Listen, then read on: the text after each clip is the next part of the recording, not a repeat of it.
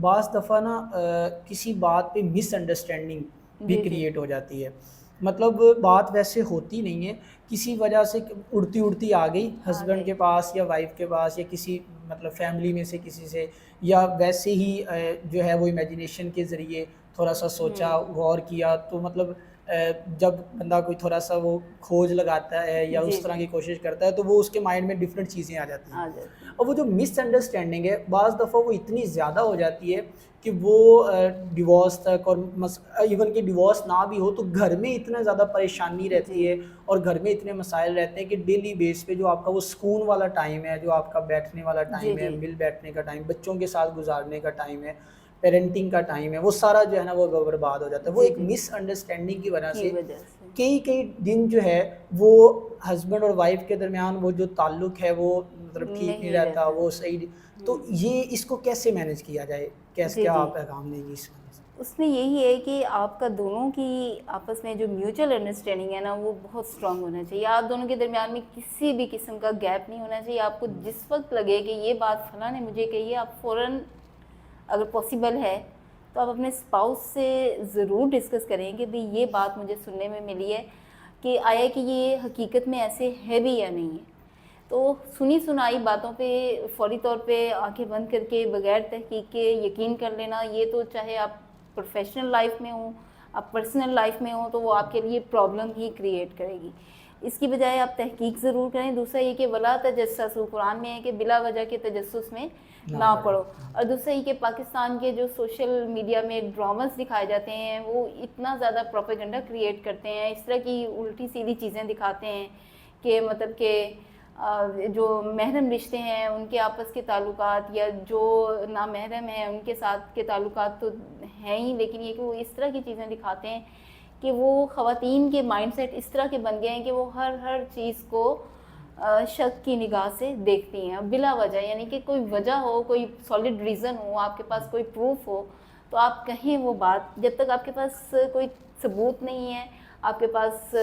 کوئی as such evidence نہیں ہے, تو وہ بات کہنا ایسے ہی ہے کہ جیسے آپ نے کسی پہ بہتان لگا دیا. تو بہتان لگانے کی سزا تو اسلامی جو شریعت کے مطابق ہے, آپ کو پتہ ہے کہ کتنے کوڑے اس پہ لگائے جاتے ہیں. لیکن یہ کہ چونکہ یہاں پہ اسلامک لاز اور پاکستانی لاز کے مطابق تو اس پہ کچھ نہیں ہو سکتا, لیکن ہمیں چاہیے کہ ہم اپنے بچوں کی اور اپنی خود کی اس طرح کی تربیت کریں کہ فضول قسم کے تجسس میں نہ پڑیں, یعنی کہ اس سے اوائڈ کریں. کیونکہ جب آپ نیگیٹو امیجن کرنا شروع کرتے ہیں تو پھر اس کے بعد ایک کے بعد دوسری سوچ, پھر تیسری سوچ, پھر چوتھی سوچ. پھر یہ کہ خواتین کا کچھ اس طرح سے ہوتا ہے کہ ہارمونل جو چینجز آتی ہیں یا ان کے اپنے ایموشنل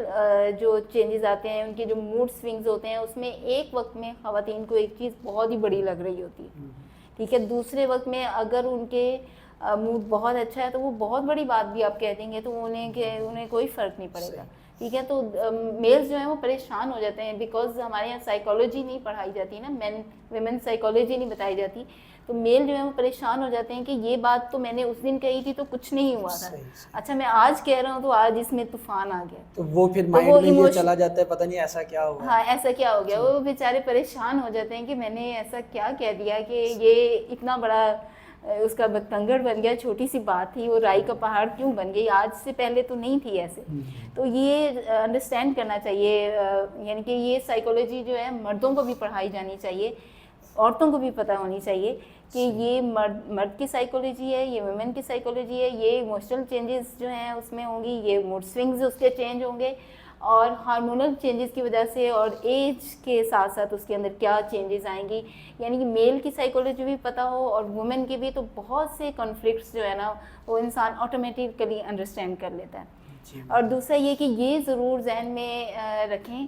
کہ جب آپ اپنے اسپاؤس کے ساتھ ہوں تو یہ آپ کو یہ ایک ذہن میں فکر ہونی چاہیے کہ میرا اسپاؤس میرے بارے میں آج کل کیا سوچ رہا ہے,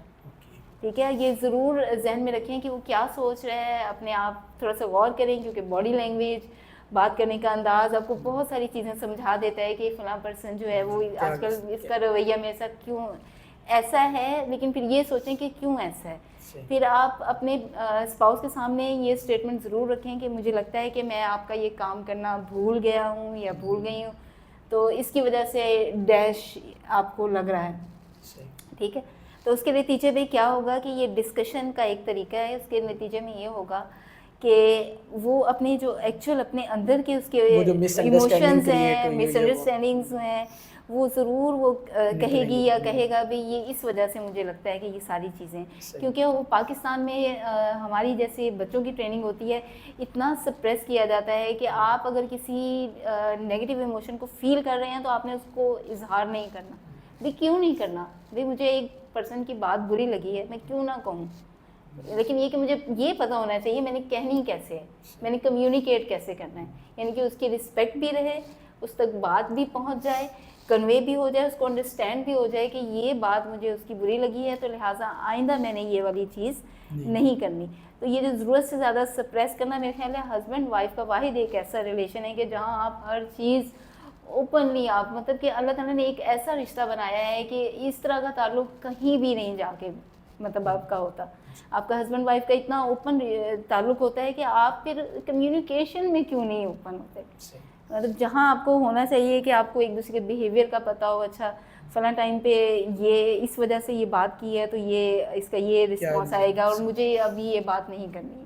اس چیز کو انڈرسٹینڈ کریں اور اوپن ہوں. یہ پلیز کائنڈلی جو ایک دوسرے کو پاکستان کا اور انڈیا کا کلچر ہے نا کہ نہیں اظہار نہیں کرنا، بتانا نہیں ہے، یہ بات نہیں بتانی، پتہ نہیں اس کو بری نہ لگ جائے. اور پھر کچھ یہ بھی سمجھتے ہیں کہ میں نے بتانی نہیں ہے، اس کو خود پتہ لگنا چاہیے. جی مجھے میں دیکھتا ہوں یا دیکھتی ہوں کہ اس کو کتنا میرے سے پیار ہے، میں دیکھوں کہ اس کو پتہ لگتا ہے یا نہیں. ڈیفینیٹلی آپ بعض دفعہ کام میں بیزی ہوتے ہیں، نہیں بھی پتہ چلتا، تو اس سے یہ ہے کہ آپ ڈسکشن کریں تو ڈسکشن سے بہت ساری چیزیں سامنے آ جاتی ہیں. یہ بات آپ نے بہت اچھی کہی کہ بھئی خود بخود پتہ چل جائے. یہ بھی ایک بھئی محبت ہوگی تو خود بخود پتہ چل جائے گی. یہ چیک کرنے کی ضرورت نہیں ہے، محبت کو چیک کرنے کی ضرورت نہیں ہے، اس سے اوائڈ کریں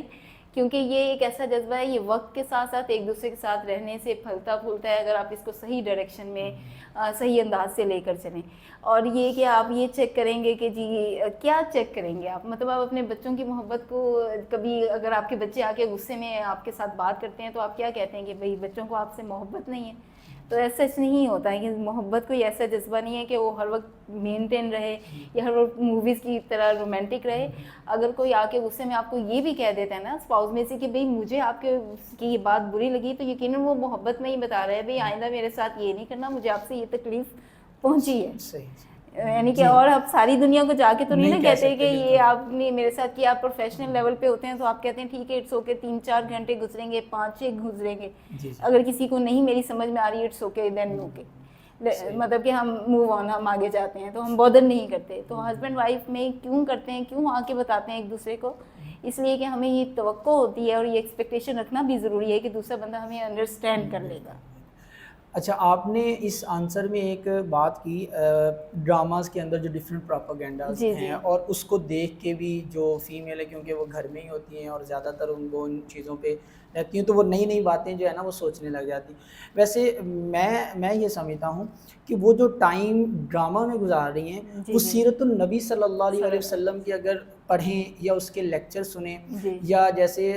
جنت کی عورتوں کی سردار حضرت فاطمہ الزہرا رضی اللہ تعالیٰ عنہ، حضرت خدیجہ کبریٰ رضی اللہ تعالیٰ عنہ، تو ان کے بارے میں اگر وہ سنیں ان کی کیا زندگی تھی، ان کے ازواج مطہرات کے کیا جو ہے وہ طریقہ کار تھے، کیا ان کی تھا، میں وہ جو اگر جتنا ٹائم وہ اس ڈرامہ میں یا ٹک ٹاک میں گزارنی اگر وہ اس کو دیں تو آئی تھنک بہت سارے پرابلم جو ہے وہ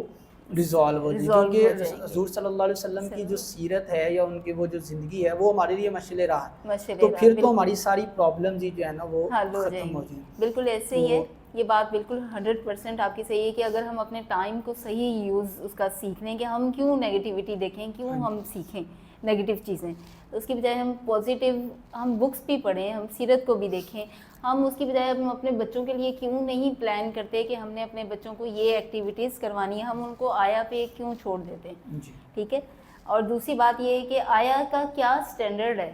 مطلب اس کی ویلیوز کیا ہیں، اس کی اخلاقیات کا کیا اس کے بینچ مارکس ہیں. ٹھیک ہے. مطلب وہ کس چیز کو کس نظر سے دیکھتی ہے، وہ جس طرح سے آپ کے بچوں کے ساتھ بیہیو کرتی ہے، جب آپ کے بچے وہ نیگیٹو چیزیں سیکھ لیتے ہیں تو پھر آپ کو پریشانی ہوتی ہے. تو وہ ٹائم جو آپ ڈراماز کو دیتی ہیں تو وہ بچوں کو آپ دیں، اپنے بچوں کو دیں. اور یہ جیسے کہ آپ نے بتایا کہ اچھی بکس جو ہیں سیرت سے ریلیٹڈ، تاکہ ہمیں پتہ چلے کہ ہمارے یہ جو صحابیات رضی اللہ تعالیٰ عنہ اور امہات المومنین رضی اللہ تعالیٰ عنہما جو ہے ان کی کس طرح کی سیرت تھی، کتنی سمپل زندگی تھی، کوئی پروپیگنڈا نہیں تھا، کوئی سازش نہیں تھی، صرف ایک اللہ کی اس پہ نظر تھی کہ اللہ کے احکامات ہیں ان کو اچیو کرنا ہے، یہ ہمارے گولز ہیں، تو ہم اپنے گولز کیوں نہیں ویسے بناتے؟ تو پھر یہ بہت سے ڈپریشن جو ہیں اس میں سے ہم نکل جائیں گے۔ ایک بندہ یہ سوچتا ہے کہ میری زندگی کا نہیں پتہ کہ ابھی اگلے لمحے میں کیا ہو جانی ہے، تو میں کیوں نیگیٹو سوچوں؟ تو سوچیں آپ، اس کی زندگی میں ڈپریشن آ سکتا ہے، اس کو تو یہ فکر ہوگی نا کہ بھئی اگلے لمحے کا نہیں پتہ، تو میں اپنے آپ کو سیٹ کر لوں، جانے کے لیے تیار کر لوں۔ جب اللہ تعالیٰ نے یہ اتنا زبردست آخرت کا سیٹ اپ دیا ہے نا مومنین کو، یہ ایک بہت بڑا انعام ہے جس کی وجہ سے ہم بہت سے ڈپریشن سے بچ جاتے ہیں، کہ ہم یہ سوچتے ہیں کہ اچھا یہ ہو گیا ہے، دنیا میں ہو گیا ہے، آخرت میں اس سے بہتر مل جائے گا، تو ہم بہت سی چیزوں سے بچ سکتے ہیں۔ وہ اگر مائنڈ میں رکھا جائے جی پھر بہت بالکل ایسے